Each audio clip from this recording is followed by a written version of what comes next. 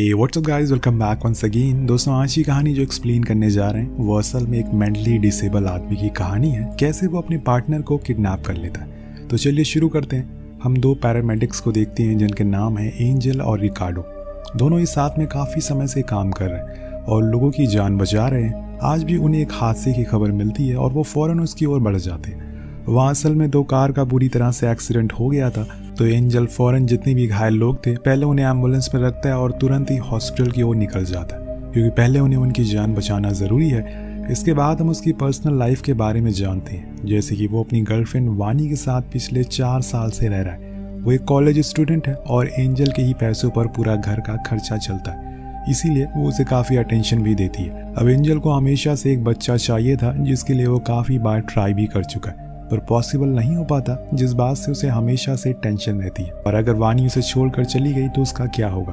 खैर, एक दिन जब वो कॉलेज जा रही होती है तो एंजल नोटिस करता है कि उसके फ़ोन पर किसी का कॉल आए, जो उसे पूछता है कि वो कितनी देर में आ रही है। उसकी आवाज़ को सुनकर एंजल को इतना तो पता चल जाता है कि वो कोई लड़का है और इस चीज़ से उसे जेलसी होने लगती है, पर वो कुछ कहता नहीं है और वो चुपचाप चली जाती है। इसके बाद वो भी अपने काम पर चला जाता है, जहाँ पर रिकार्डो उसे समझाता है कि तुम्हें टेंशन लेने की ज़रूरत नहीं है, कोई ना कोई सोल्यूशन तो ज़रूर निकलेगा। इसीलिए वो ठंडे दिमाग से सोचे। तभी उसके पास एक कॉल आती है जिसमें उन्हें बताया जाता है कि इस एड्रेस पर एक ओल्ड लेडी की मौत हो गई है, उन्हें उनकी बॉडी को लेकर आना है। तो वो दोनों निकल जाते हैं और वहाँ जाकर एंजल देखता है कि वो ओल्ड लेडी काफ़ी अमीर थी। उसके कमरे में बहुत सी कीमती सामान पड़े हुए थे, जिनमें से वो कुछ चीज़ों को चुरा लेता है और फिर काम खत्म होने के बाद वो उसे एक बंदे को बेच देता है, जो कि उसके ही दोस्त था, और उसके बदले में उसे अच्छे खासे पैसे भी मिल जाते हैं, जिसे एंजल काफ़ी खुश होता है। अब घर जाने पर वो वानी से कहता है कि आज वो लोग फिर से बच्चे के लिए ट्राई करेंगे, लेकिन वो उसका मजाक बनाते हुए कहती है कि उसे उसका चेकअप कराना चाहिए। लेकिन एंजल कहता है कि वो चेकअप के लिए कल जाएगा। लेकिन इसी वक्त वानी के पास एक मैसेज आता है जिसे उसे ग्रुप स्टडी के लिए जाना था। वो उसकी बात को टाल देती है और घर से चली जाती है। अब एंजल को थोड़ा अजीब लगता है, क्योंकि वानी आजकल बहुत ही ज़्यादा फ़ोन में लगी रहती है। खैर, वो सोने के लिए चला जाता है तो उसके पड़ोस में रहने वाला बूढ़ा आदमी का डॉग कुछ ज़्यादा ही भौंक रहा था, जिसकी वजह से उसकी नींद टूट जाती है। अगली सुबह होती है, एंजल चेकअप के लिए जाता है, जहाँ पर डॉक्टर उसे बताती है कि उसका स्पर्म काउंट बहुत ही कम है और ऐसे में बेबी होना बहुत ही मुश्किल है। उसे तो यही लगता है कि उसके केस में ये पॉसिबल ही नहीं है और वो कभी भी बाप नहीं बन सकता। एंजल को उसकी बात झूठ लगती, लेकिन उसे ये नहीं पता कि कुछ दिनों बाद उसे एक और झटका लगने वाला है। अब वो घर आ जाता है, लेकिन वानी को इस बारे में कुछ नहीं बताता, क्योंकि वो नहीं चाहता कि वो उसे दूर जाए। तभी बार बार उसका फ़ोन रिंग करता है, और जिस चीज़ से वो बहुत दिन से नोटिस करा।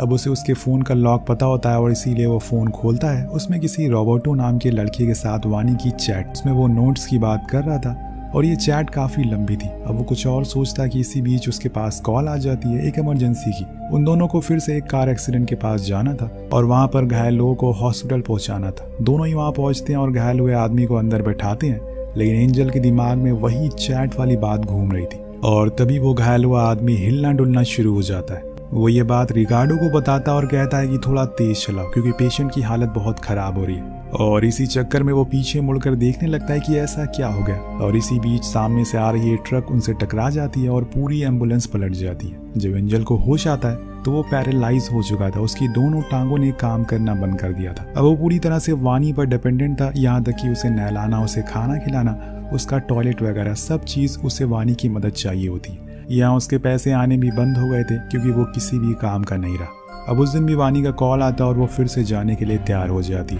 तो एंजल उसे टॉन्ट मारते हुए कहता है कि क्या रोबोटो मुझसे ज़्यादा दिखने में अच्छा है या फिर वो अमीर है। लेकिन वानी को जवाब नहीं देती और लड़ाई ना करने की सलाह देकर वहाँ से चली जाती है। उसे बहुत ही ज़्यादा जेलसी होती है, लेकिन वो कुछ कर नहीं सकता। अब नेक्स्ट मॉर्निंग वो अपने डॉक्टर के पास जाता है, पर बस में एक वीडियो को देख रहा होता है जिसमें बताया जा रहा था कि कैसे किसी के फ़ोन को हैक किया जा सकता है या फिर ये चेक किया जा सकता है कि वो कहाँ पर जा रही है। अब एंजल को ये आइडिया सही लगता है, इसीलिए वो उस वीडियो को सेव कर लेता है। अब वो हॉस्पिटल पहुँचता है, जहाँ पर उसकी डॉक्टर उसे हर दिन थोड़ा थोड़ा ट्रेन करती है, लेकिन आज असल में पेड्रो नहीं आया था जो कि उसे ट्रेन करता है। उसके बदले में एक लेडी डॉक्टर उसे ये करा रही थी और जो उसे लाइक करती है, लेकिन कभी उसने उससे कहा नहीं।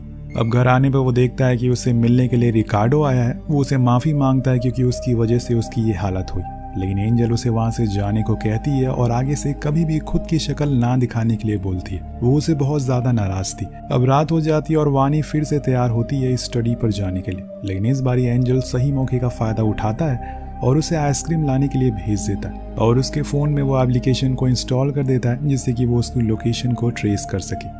अब जैसे ही वो जाती है वो उसकी लोकेशन को देखने लगता है और पूरी रात उसको एनालाइज करता है। जब सोने के लिए जाता है तो फिर से उसके पड़ोस वाले का कुत्ता भौंकने लगता है जिससे कि वो बहुत ही ज्यादा परेशान हो चुका था। अब वो आने वाले दिनों में कुछ ना कुछ तो जरूर करेगा इस कुत्ते के साथ, ये उसके चेहरे से साफ पता चल रहा था। अगले दिन वो फिर से अपनी रूटीन पर चला जाता है ट्रेनिंग पर, जहाँ पर फिर से वो लेडी डॉक्टर उससे फ्लर्ट करती है लेकिन एंजल को जवाब नहीं देता। अब जब रात में वानी घर आती है तो वो उसे बताता है कि जल्दी वो रिकवर कर रहा है और कुछ ही महीनों में वो पूरा ही ठीक हो जाएगा। ये सुनकर वो बहुत खुश होती है और कुछ देर बाद वो अपने काम के बारे में बताती है कि उसे एक कॉल सेंटर से जॉब का ऑफर आया है और वहाँ से अच्छे पैसे भी मिलेंगे जिससे हम दोनों एक अच्छी जिंदगी जी सकते हैं। एंजल को बहुत बुरा लगता है कि वो उसके पैसों से जिएगा, इसीलिए वो गुस्से में उसे मना कर देता है। लेकिन वानी ने मन बना लिया था और उसे ये कहकर वहाँ से चली जाती है कि वो यहाँ उसे परमिशन मांगने के लिए नहीं बल्कि बताने के लिए आई थी। अब उस रात जब वो उसे ट्रैक करता है तो उसे पता चलता है कि उसने सच में एक कॉल सेंटर में जॉब शुरू कर दी है और उसे हर दिन कोई ना कोई लड़का कॉल करके परेशान करता है जो चीज़ उसे पसंद नहीं आती, पर वो कुछ कर नहीं सकता और सोने के लिए चला जाता। लेकिन आधी रात को उसके दोनों पैरों में बहुत दर्द होने लगता है। वो फौरन डेस्क खोलता है लेकिन वहाँ पर उसकी कोई दवाइयाँ नहीं मिलती तो वो जैसे तैसे खुद की व्हील चेयर पर बैठता है और किचन तक जाता है जहाँ पर उसे कुछ मेडिसिन मिल जाती है। उन्हें खाकर उसे थोड़ा रिलीफ मिलता है और वो सोने के लिए चला जाता है। लेकिन फिर से वही कुत्ता उसे परेशान करने लगा था। अब नेक्स्ट डे जब वानी घर आती है तो उसे डांटना शुरू कर देता है कि कल उसे रात में बहुत तेज पेन हो रहा था लेकिन कोई भी उसे दवाइयाँ नहीं मिली। वो बताती है कि उसने सारी दवाइयाँ किचन में रखी है लेकिन एंजल झूठ कहता है कि वहाँ पर कुछ नहीं था। तो वानी उसी टाइम भागते हुए केमिस्ट पर जाती है और दवाइयों को लेने के लिए इधर एंजल एक प्लान बनाता है कि सबसे पहले वो उस कुत्ते से निपटेगा जो उसे वही पिछले 5 महीने से परेशान कर रहा है। वो एक मीट का टुकड़ा लेता है और उसके अंदर बहुत सारी दवाइयाँ मिला देता है जो जाकर धीरे से उसी कुत्ते को खिला देता है। अब यहाँ पर हमें ये नहीं बताया जाता कि वो कुत्ता जिंदा है या फिर मर गया, लेकिन मेरे ख्याल से वो मर गया होगा। अब जब वानी काम से घर आती है तो देखती है कि उसने उसके लिए डिनर बनाया है। ये देखकर उसे काफ़ी खुशी मिलती है और दोनों ही साथ में डिनर करते हैं, जहाँ पर एंजल उसे बताता है कि वो अब ठीक हो जाएगा, जिसके बाद वो लोग साथ में क्लिनिक में जाएंगे और फिर हमारा भी एक बेबी होगा, ये मेरा वादा है। उसकी ये बातों को सुनकर वानी कुछ खास खुश नज़र नहीं आती। ऐसा लगता है कि जैसे कि वो कुछ छुपा रही हो।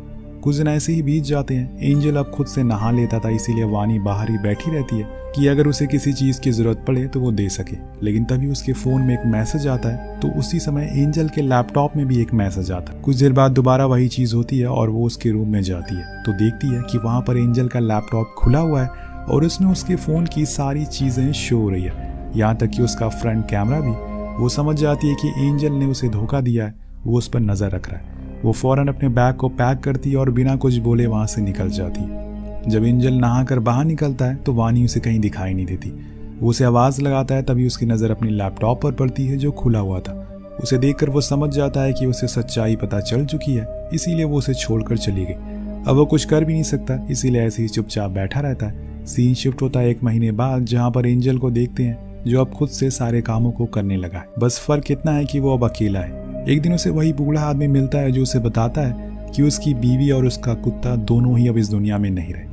एंजल थोड़ी सिंपैथी दिखाता है, लेकिन सच तो उसे ही पता है। अब ऐसे ही कई दिन बीत जाते हैं। वो अकेला रहते रहते अब तंग आ गया था। उसे अब वानी की याद सताने लगी थी, लेकिन आखिर वो करे तो करे क्या। तभी उसे ख्याल आता है कि वो उसे एक बार मिल तो सकता ही है। इसीलिए वो उसके ऑफिस एड्रेस को ढूंढता है जहाँ पर वो काम करती है और फिर एक रात वो धीरे से उसके ऑफिस के बाहर जाकर खड़ा हो जाता है।